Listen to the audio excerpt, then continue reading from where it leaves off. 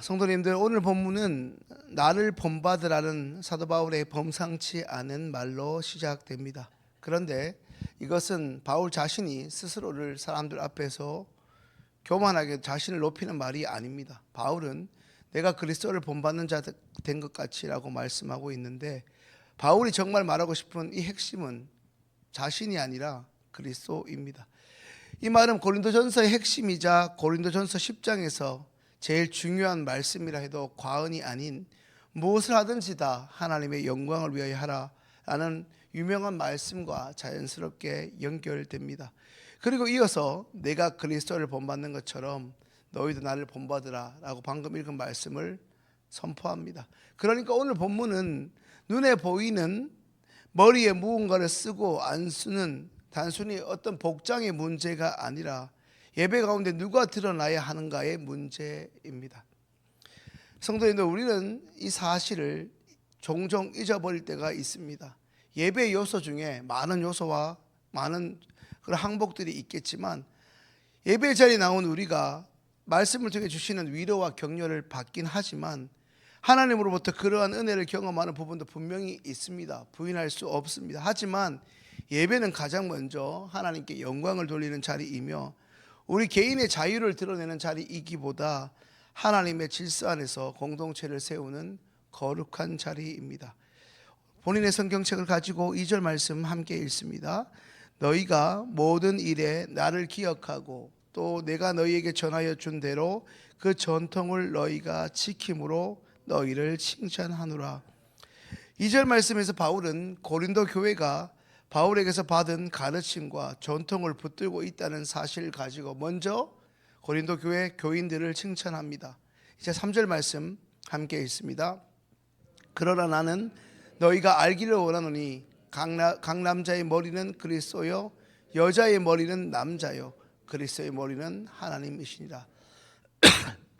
방금 읽은 3절 말씀을 보면 그들이 붙들고 있어야 할 신앙의 질서가 예배 가운데 뭔가 흔들리고 있음을 확인할 수 있습니다. 그래서 3절에서 바울은 무엇보다 중요한 핵심의 원리를 말씀합니다. 그러나 나는 너희가 알기를 원하노니 각 남자의 머리는 그리스도요 여자의 머리는 남자요 그리스도의 머리는 하나님이시라. 여기서 중요한 것은 머리입니다. 3절 말씀에서 이 머리라는 단어를 통해 바울은 관계와 질서를 설명합니다. 성도님들, 중요한 것은 이 말씀을 중요하게 조심해서 이해하셔야 합니다. 여기서 바울은 남자가 여자보다 본질적으로 우월하다거나 월등한 존재임을 말하는 것이 아닙니다. 왜냐하면 같은 절에서 그리스도의 머리는 하나님이시라고 분명히 말씀하고 있기 때문입니다. 그렇다면 성도님들, 성자 예수 그리스도께서 성부 하나님보다 열등하거나 하찮은 존재일 수 있습니까? 결코 그렇지 않습니다. 성부 하나님과 성자 예수님은 들어보셨겠지만 본질상 동등하신 존재입니다. 그러나 구원의 역사 속에서 성자 예수 그리스도는 아버지 뜻에 철저히 순종하셨습니다. 그러므로 여기서 말하는 머리는 하나님이 친히 세우신 교회 공동체의 그 관계의 질서, 책임의 질서로 이해하는 것이 응당 옳습니다. 성도님들, 결코 혼동하시면 안 되는 것이 이 질서는 억압이자 강요이지 않습니다. 오히려 하나님이 세운 이 질서는 교회 공동체를 세우기 위한, 교회 공동체를 건강하게 하기 위한 은혜의 울타리로 보아야 합니다. 가정에도 그러하고 교회에도, 그리고 오늘 우리가 참석한 이 예배 가운데에서도 반드시 이 질서가 필요합니다. 내 자유대로 아무 복장으로 나올 수 없고 내 편한 대로 할 수 없기 때문입니다. 이 질서가 무너지면 개인의 자유가 커가는 것 같지만 사실상 공동체가 위태롭고 흔들릴 수밖에 없습니다. 계속해서 사도 바울은 오늘 보면 4절부터 6절에서 그 질서가 공동체가 드리는 예배 가운데 어떻게 드러나고 있는지를 말씀합니다. 남자가 머리에 무엇을 쓰고 기도하거나 예언하면 자기 머리를 욕되게 하는 것이고, 여자가 머리를 가리지 않고 기도하거나 예언하면 자기 머리를 욕되게 하는 것이라고 말합니다. 성도님들, 여기에서 우리는 매우 중요한 두 가지를 반드시 살펴보아야 합니다. 첫째, 고린도 교회에는 남자와 여자 모두가 공적 예배 가운데 기도하고 예언하는 일종의 관습이 있었습니다. 바울은 여성이 기도하거나 예언하는 자체를 금지하지 않았습니다. 근데 문제는 참여 자체가 아니라 예배 가운데 드러나는 태도와 질서였습니다. 두 번째, 당시 고린도 교회, 고린도 문화에서 머리를 가리거나 가리지 않는 것은 단순한 개인의 어떤 패션의 문제나 자유의 문제가 아니었습니다. 그것은 그 사람이 어떤 관계 속에 있는지, 또한 그 사람이 그 공동체 구성원들 사이에서 어떤 질서를 존중하고 있는지 보여주는 일종의 사회적 규약입니다.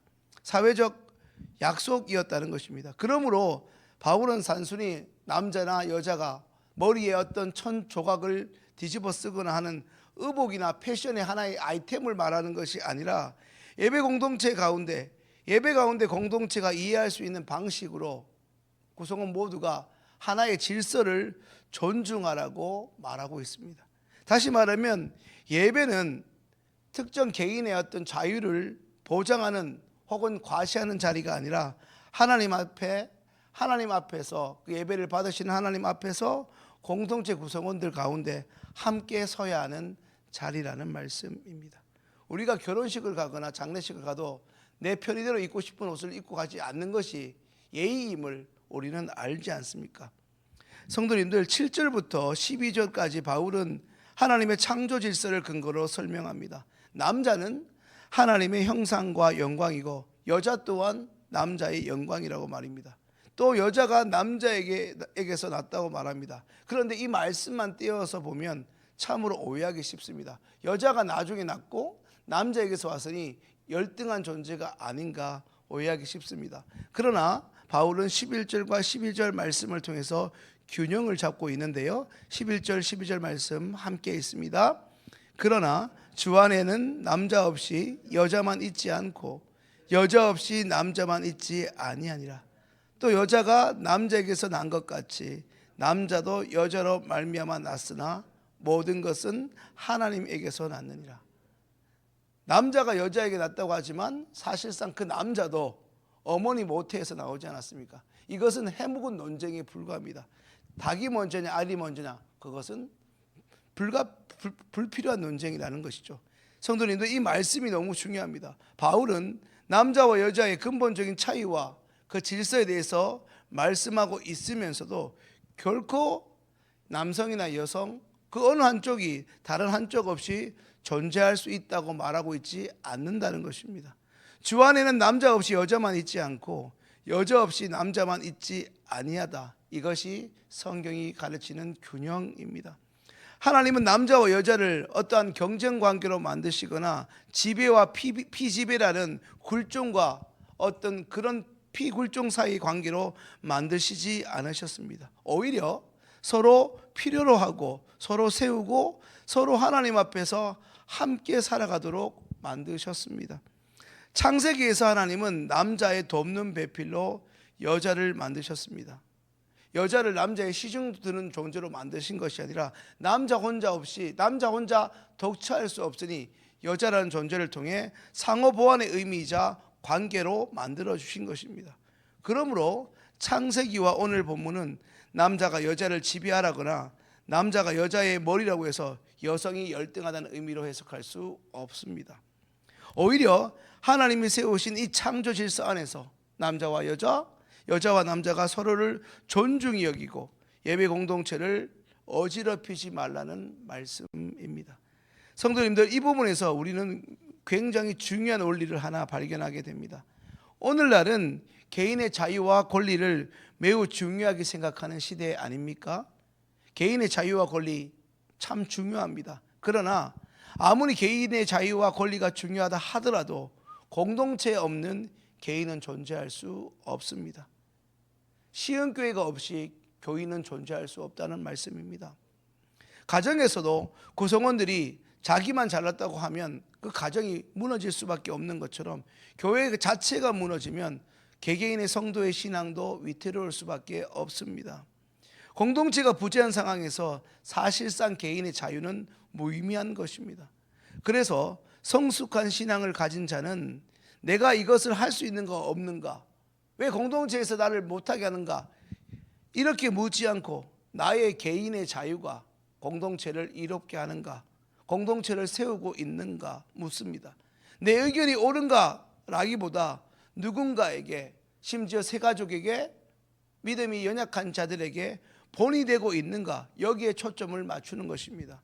성도님들, 예전에 많이 썼던 말인데 건덕이라는 말을 들어보셨죠? 라면의 건더기가 아니고, 건덕이라는 말은 덕을 세운다는 의미인데, 단순히 남에게 피해를 주지 않는 정도가 아니라 더 나아가 타인에게 덕이 되고 본이 되는 것을 말합니다. 내 말과 행동을 통해 누군가가 믿음을 배우고, 나의 태도를 통해 누군가가 예배를 더 귀하게 여기고, 심지어 나의 삶을 통해 누군가가 주님의 몸된 교회를 더 사랑할 수 있게 된다면 그것이 바로 덕을 세우는 일입니다. 바울은 고린도 교회 성도들이 예배 가운데 자신의 자유만 드러내기보다, 자신의 자유만 주장하기보다 구성원들 상호간에 본이 되는 예배자가 되어줄 것을 권면하였습니다. 성도님들, 오늘 우리도 이 말씀 앞에 서 있습니다. 이 새벽 예배를 포함하여 매 순간 예배 자리에 나오는 우리는 예배 가운데 누구를 드러내고 누구를 의식하고 있습니까? 내 기분이나 내 감정, 내 익숙함, 내가 원하는 찬송, 그런 어떤 요소들이 충족되어야만 예배에 은혜 받았다고 예배를 평가하거나 예배자를, 심지어 목회자를 채점하고 있지 않습니까? 혹시나 내가 은혜 받고자 하는 마음이 하나님을 예배하는 마음보다 월등하게 높거나 크지는 않습니까? 나는 공동체 구성원 사이에서 할 수 있는 대로 덕을 세우고 본이 되고자 애쓰고 있습니까? 아니면 그저 언제까지나 나의 주장만, 교회는 이래야 된다 하면서 나의 주장과 나의 관심사만 관철하고자 애쓰고 있지 않습니까? 성도님들, 기억하셔야 합니다. 그리스도의 몸된 교회는 나 혼자 편히 신앙생활 하거나 나만 잘 되면 되는 나의 유익을 위해 존재하는 곳이 아닙니다.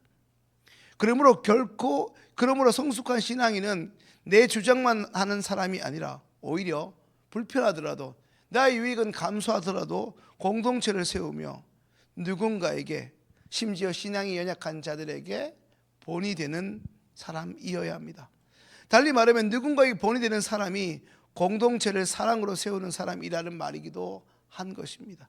성도님들, 잘 아시는 것처럼 예수 그리스도께서는 하나님의 아들이셨지만 성부 하나님의 뜻을 이루기 위해 이 땅에 오셨습니다. 자신의 권리를 붙들지 않고 철저히 하나님만 드러나실 수 있도록 자신을 감추고 낮아지셨습니다.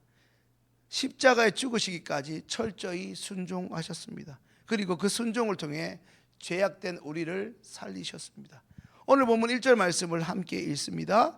내가 그리스도를 본받는 자 된 것 같이 너희는 나를 본받는 자가 되라. 바울은 그리스도를 닮았습니다. 그를 본받고자 애썼습니다. 그런 바울이 이제 오늘 이 새벽에 말씀의 자리에 나온 우리에게 도전합니다. 내가 그리스도를 본받는 것 같이 너희는 나를 본받는 자가 되라. 이 말 참 하기 어려운 말입니다. 얼마나 그가 예수 그리스도를 닮으려고 애썼다는 증거이겠습니까? 성도님들, 오늘 우리의 하루의 삶도 하나님을 예배하는 예배의 연장입니다. 우리의 말과 우리의 태도와 우리의 행동 속에서 나 자신이 아니라 그리스도가 드러날 수 있기를 소망합니다.